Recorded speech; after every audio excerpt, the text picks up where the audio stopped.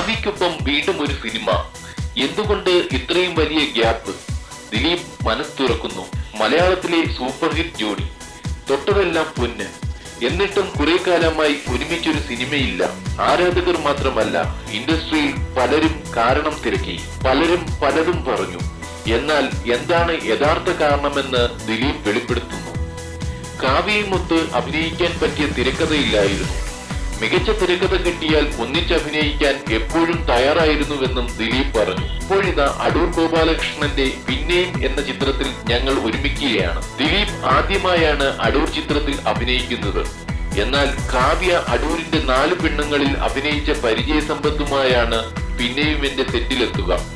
May 11 തിരുവനന്തപുരത്താണ് ചിത്രീകരണം ആരംഭിക്കുന്നത്.